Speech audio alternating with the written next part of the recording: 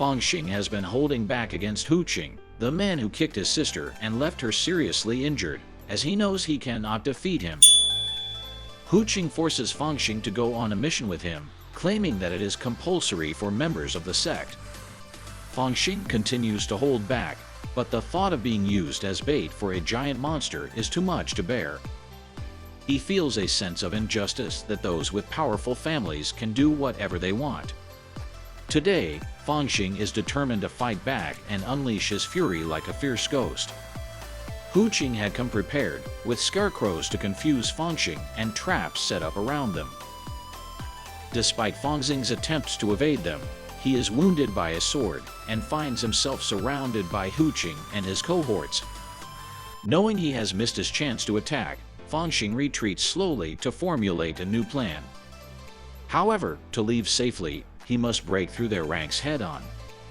With determination, Fang Xing attacks, only to be met with a sneer from Hu Qing, who draws his flying sword and strikes with force.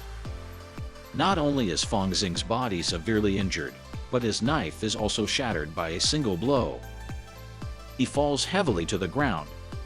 Hu Qing's cultivation has reached at least the peak of the 3rd level, and Fang Xing's 2nd level strength is definitely not a match for him. Hu Qing's companion seizes the opportunity and uses a grappling technique to pin Fang Xing to the ground.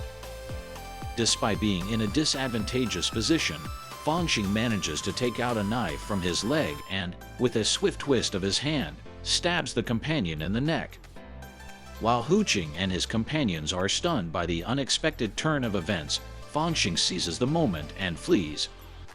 Liu San acts fast to stop the bleeding of the man. However, he recognizes that the knife used to stab the man is a powerful magical weapon that has sealed off all of his acupoints, rendering him powerless for the next 2 weeks.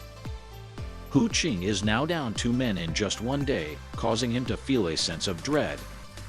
He realizes that underestimating Fang Xing, who is young but ruthless and decisive in dangerous situations, could be the biggest mistake of his life. Despite the urgency of completing the mission, they face a dilemma of how to lure the giant monster without Fang Xing's blood. In order to avoid the consequences of failure, Hu Qing only has 2 choices: sending the skilled hunter Liu San to track down Fang Xing. Even though Fang Xing is formidable, he is severely injured and should be no match for Liu San's tracking abilities. However, to be on the safe side, he also chooses another bait as a backup plan. Hu Qing's golden gaze falls upon the injured Qiantong, who he sees as a potential solution to their problem. With a flicker of golden light in his eyes, he pierces both of Qiantong's feet with a sword. Despite his condition, they can still make use of him as bait. Qiantong is shocked and lets out a mournful laugh at the realization that his own master will be the one to take his life. Meanwhile, Liu San feels a sense of unease. If it weren't for his younger brother being held by the Hu family, he would have fought Hu Qing to the death. He is disgusted by the existence of such despicable people in the world. Liu San ventures out at night to track Fang Xing, but to his surprise, Fang Xing has been waiting for him just a few miles outside the dense forest. The encounter leaves Liu San stunned and bewildered. The young boy has a short lifespan, only up to 10 years old. To save his life, his older brother sacrifices himself by selling to Hu family and taking on perilous missions. Fang Xing happens to be his latest target. Liu San uses a red bag to release a potent force, trying to absorb the demon clan's power to boost his fighting prowess. Although this is a common technique in the cultivation world, it will shorten his life by 3 years at least. However, Fang Xing doesn't know that Liu San would do anything to save his little brother's life, even if it means killing innocent people like Fang Xing. Liu San's time is limited, so he attacks fiercely with a raging momentum, hoping to end the fight quickly. Fang Xing barely dodges the attack. But Liu San's speed is too fast, and Fang Xing can't avoid it in time, so he can only withstand the blow. After absorbing power, Liu San's strength doubles, and he chops Fang Xing down with a single slash. Liu San walks towards Fang Xing with a fierce aura. Fang Xing is lightly injured, and his arm is numb from the tiger mouth array. He can't fight Liu San head-on and can only rely on his agility to dodge. But the weakness is inevitable, and Liu San catches Fang Xing's ankle and throws him with tremendous force. Fang Xing crashes into a tree and falls silent. Liu San approaches Fang Xing with a complicated mood, but Fang Xing suddenly opens his right eye, makes a sword gesture with his hand, and a sword light suddenly appears behind Liu San. Liu San can't avoid it and can only take the hit. After a huge explosion, Liu San's figure slowly appears, covered in wounds all over his body. His right arm is severely injured and can't move. The balance of victory seems to be tilting towards Fang Xing, but the matter is far from over. A sword suddenly shoots towards Fang Xing, and Liu San has a secret technique where he conceals a sword in his mouth. During the chaotic fight, Fang Xing uses the nine-snake sword to block Liu San's attack. It appears that both sides will be injured, but the result is surprising. Fang Xing's sword pierces through Liu San's heart, killing him instantly, while Fang Xing remains unharmed. Liu San's flying sword remains stuck in the water container, and Fang Xing is left puzzled. He realizes that Liu San seemed to deliberately miss his final attack on Fang Xing. The reason behind it is uncertain, but Fang Xing speculates that Liu San saw his little brother's reflection in him. On the other side, Hu Qing looks at the time and knows that Liu San has failed the mission, so the only way is to kill Qiantong and use his acupoints to lure the giant monster. Unexpectedly, at a critical moment, a flying sword shoots over and directly shatters Hu Qing's sword. The flying sword spins a few times in the air before falling in front of Qiantong. Hu Qing is shocked and has already guessed who the person is. Hu Qing turns back to Fang Xing, saying he never expected him to have the courage to come alone and die. However, Fang Xing responds with a shy smile, saying he's not alone. Today, Fang Xing encounters his match, Gu Qing, a highly skilled disciple of King Yun sect who has reached the third level's peak in cultivation. Fang Xing has a well-prepared plan to deceive Gu Qing by outnumbering him to create a distraction. During the chaos, Qiantong launches a surprise attack on Gu Qing from behind, but Gu Qing manages to block it and retaliates quickly. Qiantong's body is suddenly struck by a beam of arrow light, causing him to stiffen and fall to the ground, blood trickling out of his body. Fang Xing standing next to him is sweating profusely. Gu Qing reveals his high-level sword skill King Feng sword, greatly enhancing his attack speed, but at the cost of consuming his lifespan. Fang Xing decides not to take any chances against this dangerous opponent. He tries to run away, but how could Gu Qing let him go?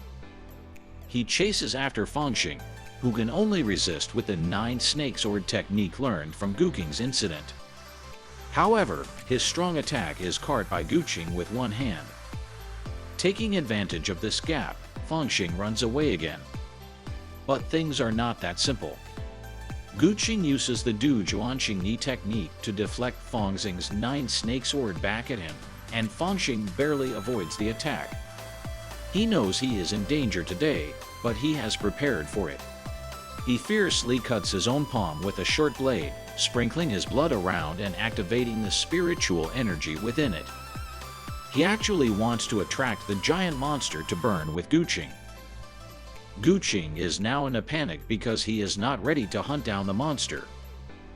Suddenly, a large shadow appears in the sky, and a powerful aura descends from the sky, directly injuring both of them. It is a fourth-level tyrant monster, Manhwa. This type of beast is immune to non-divine weapons and has a highly toxic body, making it a formidable opponent to deal with. Gu Qing is left stunned as Manhwa attacks him immediately upon its arrival, quickly overpowering him and forcing him to flee. He is confused as to why the beast is attacking him instead of Fang Xing, who has released his spiritual power to lure it. What he doesn't know is that Fang Xing had planned for this all along, knowing that the creature, with its toad bloodline, cannot see stationary targets and will only attack moving ones. Gu Qing is consumed by anger and decides to take down Manhwa even if it costs him his life. With his remarkable skills, he quickly identifies the beast's weakness and thrusts his sword into its green-blooded forehead. However, the King Feng sword is no match for the monster's poisonous blood, and it only enrages Manhwa. The creature unleashes a powerful shockwave attack, pushing them back and releasing toxic gas.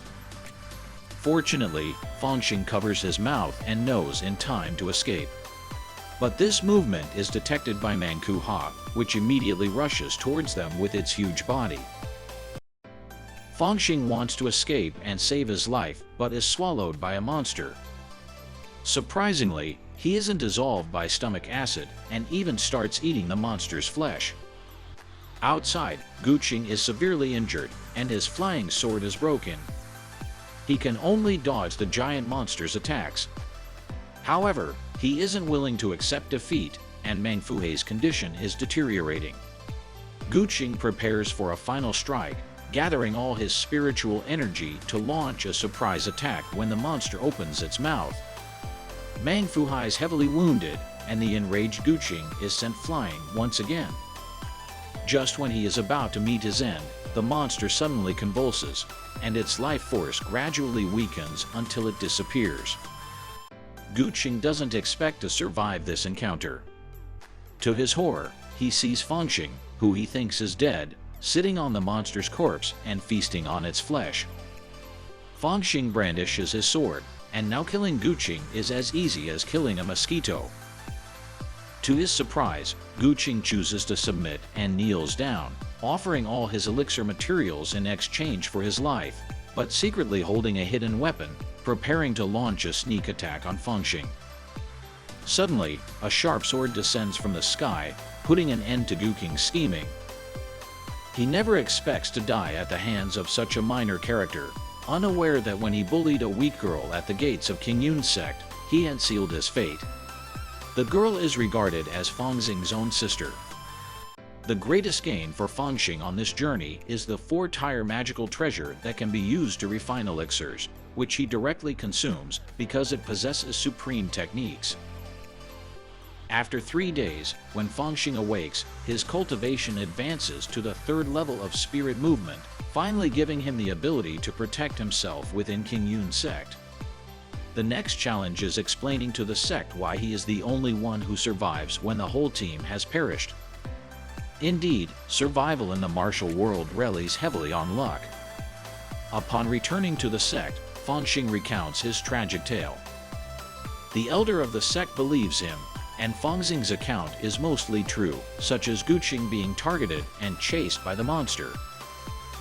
The elder knows that the monster can only see moving objects. He also emphasizes that Liu San was swallowed by the monster, and after a while, the monster's life force disappears. The elder immediately deduces that Liu San has destroyed the monster from within, but also dies due to exhausting his spiritual energy. Fang Xing doesn't expect things to turn out so easily, but because he hasn't brought back the monster's core, the sect leader intends to declare the mission a failure. However, the elder in charge of missions has a different opinion. After dismissing Fang Xing, the elder suggests to the sect leader that many disciples are unwilling to take on missions because the survival rate is getting lower. If they declare Fang Xing's mission a success and reward him accordingly, it will surely stimulate the enthusiasm of the other disciples. The sect leader nods in agreement. Fang Xing never expects such good fortune to befall him. After taking a walk, not only has his cultivation greatly improved, but he also receives a rare reward. Due to the valuable nature of the reward, the elder arranges for his own disciple to escort Fang Xing down the mountain. Fang Xing praises the thoroughness of the elder's arrangements, unaware of the elder's sinister smile. Who would have thought that the bullied young boy would become the dominant figure in the ghost market in the blink of an eye? Just moments ago, Fang Xing completed a sect mission and unexpectedly obtained the rare material, stone crystal powder, which drew the attention and bullying from his fellow senior disciples. Young Fang Xing is proposed to exchange 1 pound of stone crystal powder for 30 pieces of spirit stones, but the normal price for 1 pound of the material should be at least 300 pieces. When Fang Xing refuses to comply, senior brother Zhuangzi turns hostile and grabs Fang Xing's neck with one hand. Zhuangzi also offers to protect Fang Xing within the Qingyun sect if he agrees to the deal. However, Fang Xing doesn't give in to the threats. Seeing that intimidation isn't working, Zhuangzi throws Fang Xing to the ground and stomps on his face. "Don't force me to kill you, little brother," he warns, mentioning the countless lost souls within the Qingyun sect each year. Fang Xing secretly hates Zhuangzi for wanting to rob him and hypocritically maintain his reputation. To save his life, Fang Xing has no choice but to hand over the stone crystal powder. Zhuangzi, taking pity on Fang Xing's situation, lets him go, but leaves a threatening warning that no one else should know about the incident, or Fang Xing would face the consequences. Unbeknownst to Zhuangzi, Fang Xing watches him leave with a smirk. As Zhuangzi happily heads back to the sect's gate, a long knife suddenly emerges from behind him. Relying on years of combat experience, Zhuangzi narrowly dodges the attack, but his handsome face is still scratched. A masked, 8-foot-tall man suddenly appears behind him and admonishes him for being greedy.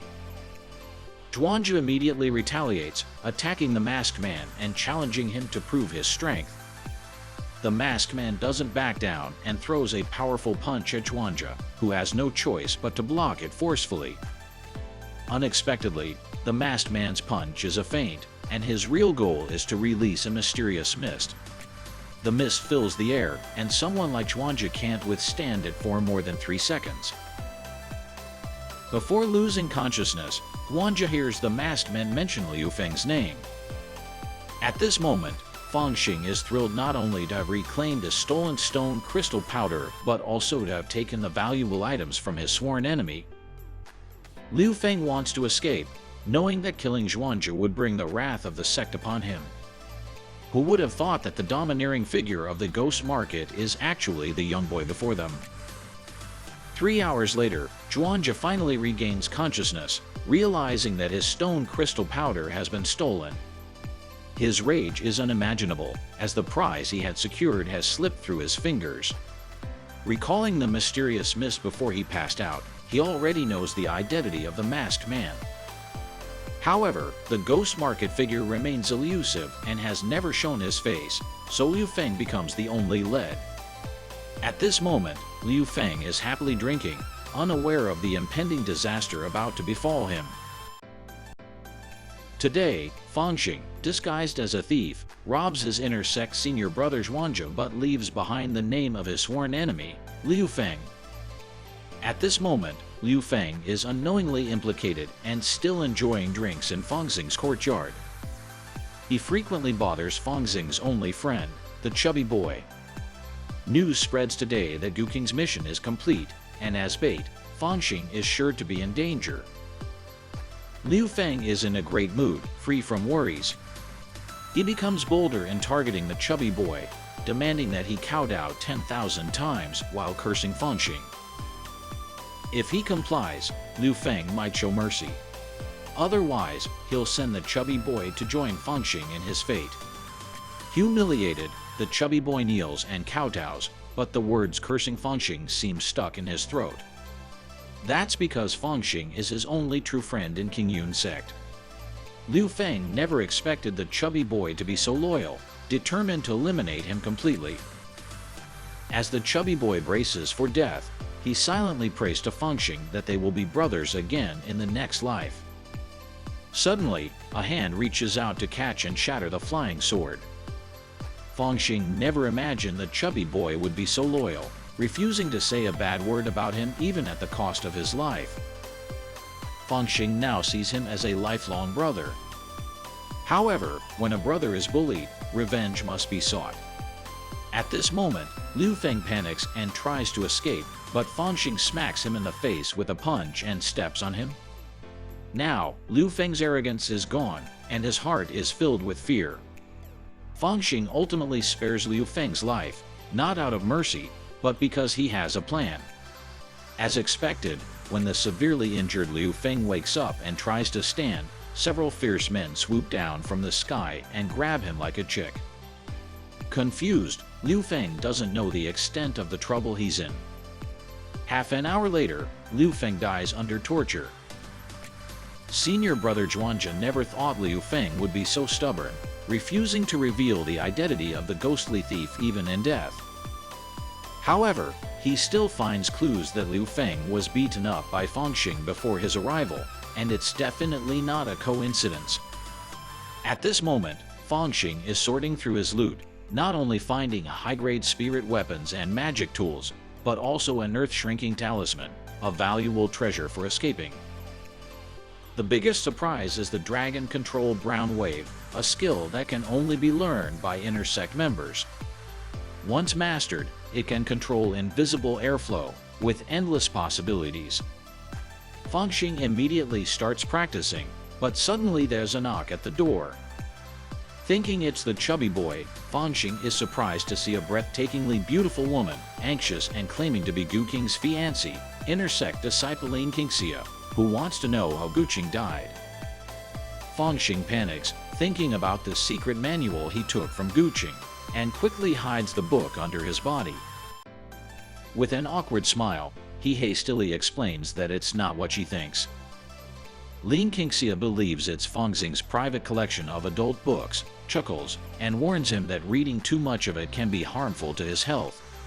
Fang Xing rubs his head, pretending to be enlightened, but he doesn't realize the deeper meaning behind Lin Qingxia's smile.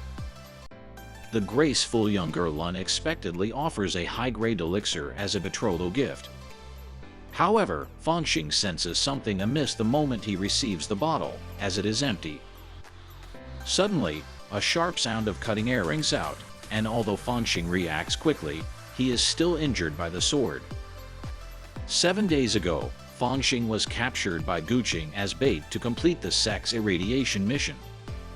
7 days later, only Fang Xing returns, bringing news of Gu Qing's death in battle. Gu Qing's fiancée, Lin Qingxia, has a nagging suspicion that something is off about Fang Xing. She plans to investigate but finds the Dragon Control Brown Wave manual she gave to Gu Qing in Fang Xing's possession, further confirming her suspicions.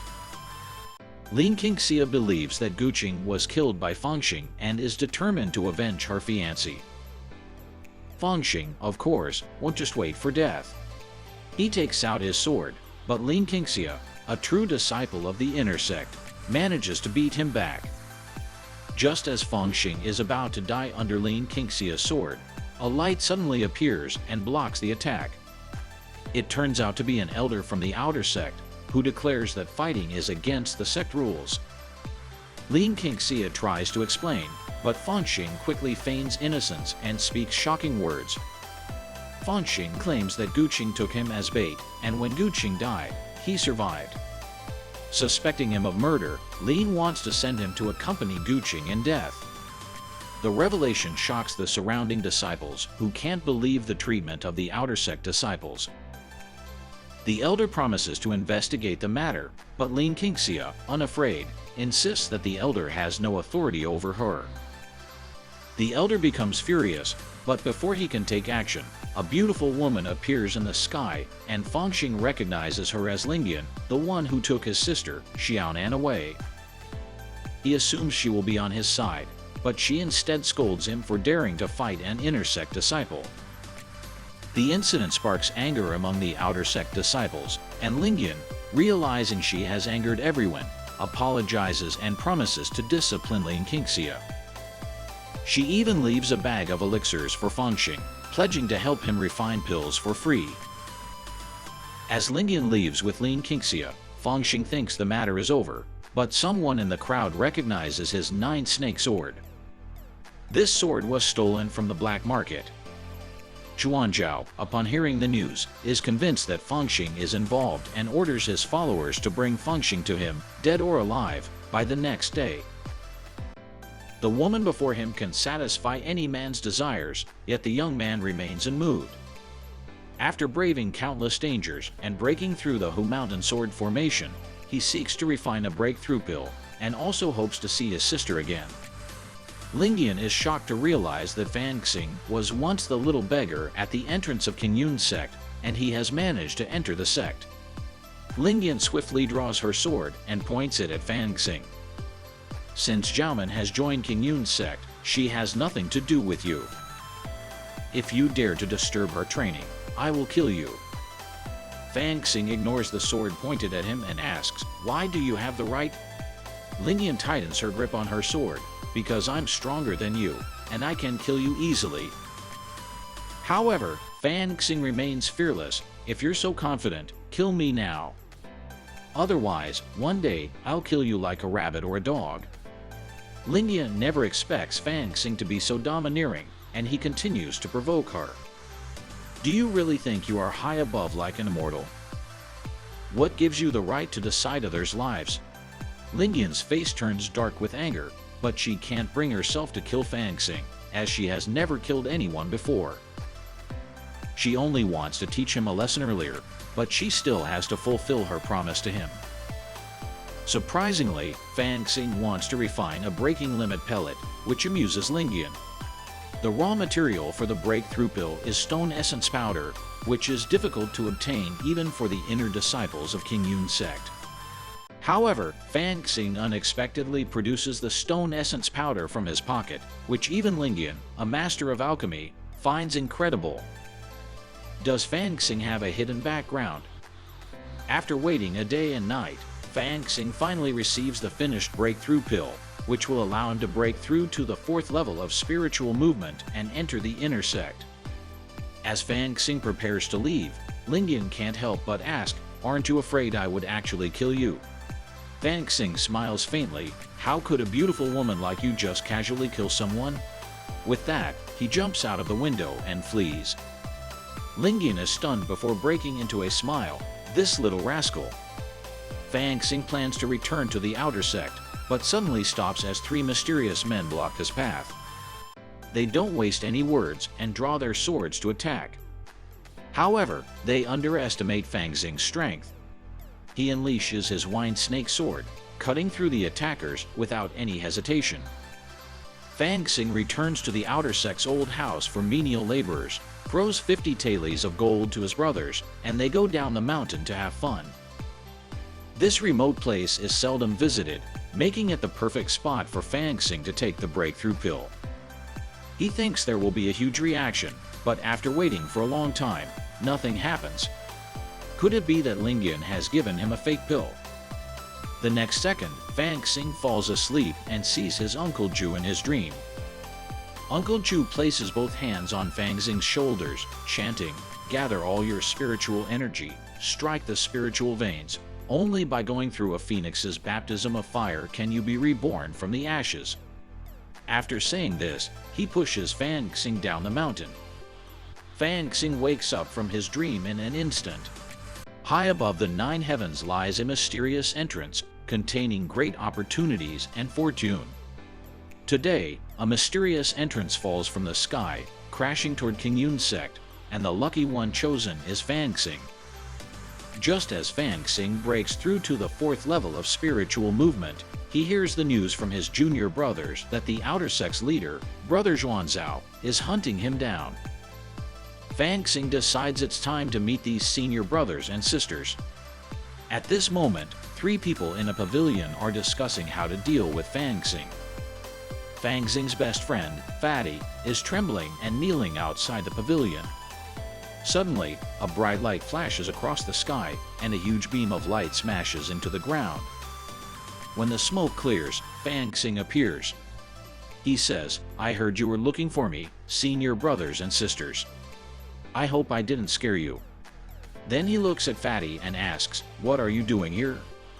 Fatty replies with a stifled expression, "Don't you know? I always have to take the fall for you."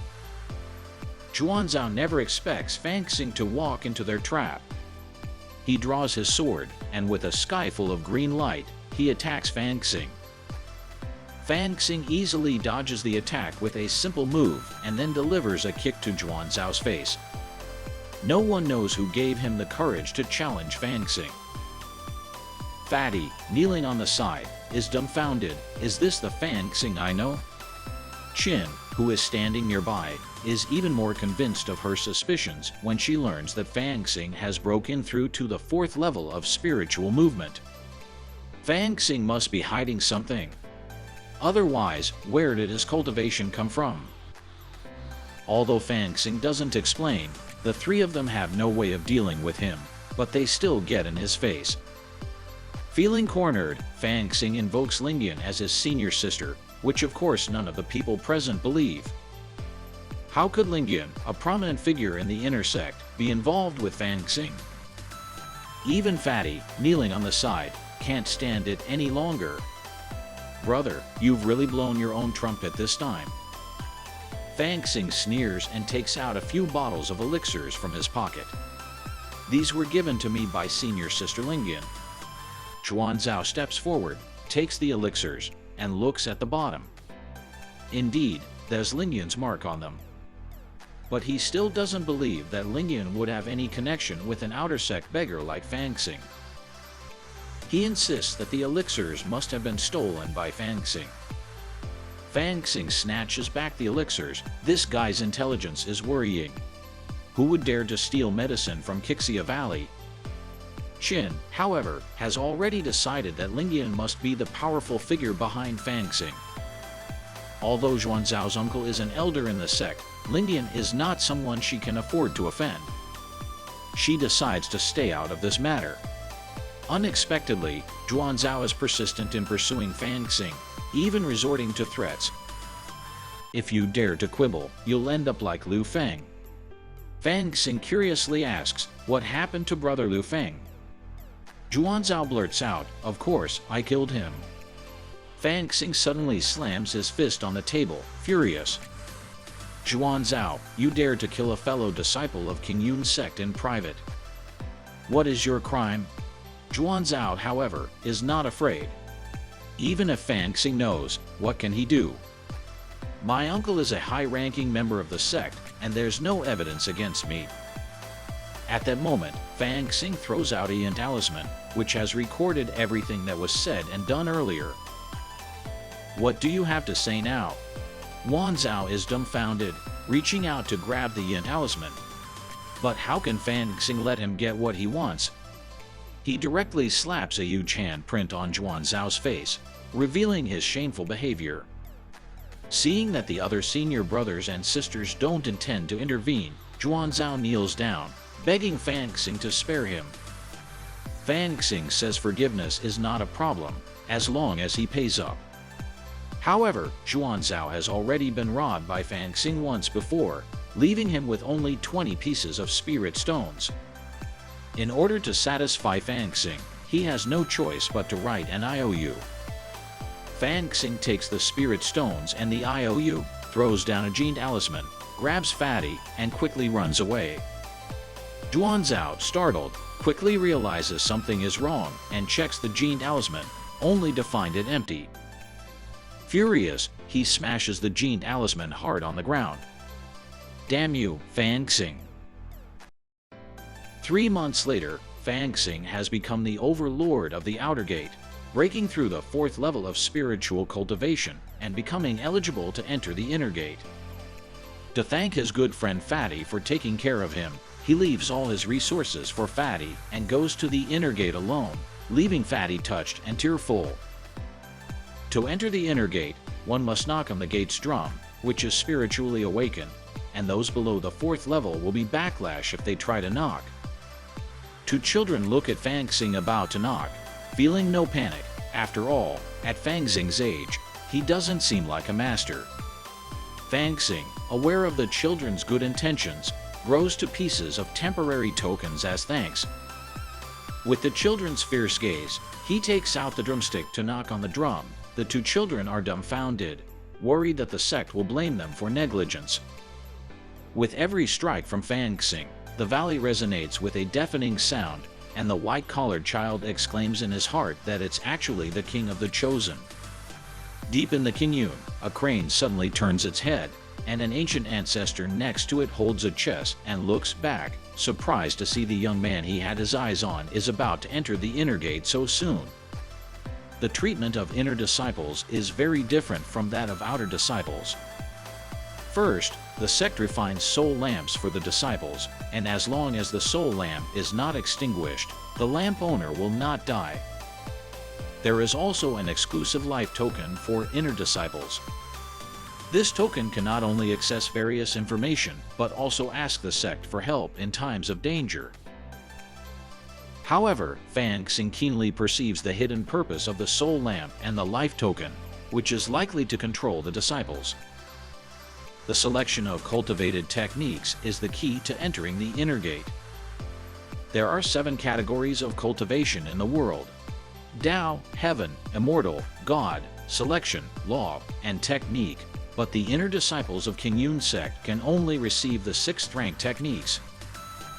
The elder introduces them one by one to Fang Xing, such as ebony growth technique, which can speed up the growth of medicinal herbs and is twice as effective if one chooses the path of alchemy.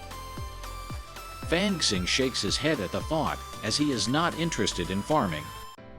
The elder doesn't give it much thought and continues to introduce the creation talisman technique, which can refine blessings, with the only requirement being good handwriting. Fang Xing, a Po student, is instantly overwhelmed by the idea of writing. Then there is the mountain and river guiding technique, which can locate dragon veins and determine the universe at its highest level. Isn't this just fortune-telling? The annoyed elder finally uses his trump card, the Azure Flame True Forging technique, which can refine all things and forge magical instruments, allowing one to become a highly respected master of cultivation with hard work. Fang Xing is not easily fooled. This is just blacksmithing, which is not so easy to master. The elder is at a loss. What do you want to learn? Surprisingly, Fang Xing has a goal, pointing to the right. That one with the largest halo seems good. The elder closes his eyes. You can't learn this technique. The elder is a practical person, and the techniques he introduced earlier are quick money-making paths, suitable for ordinary disciples without a foundation.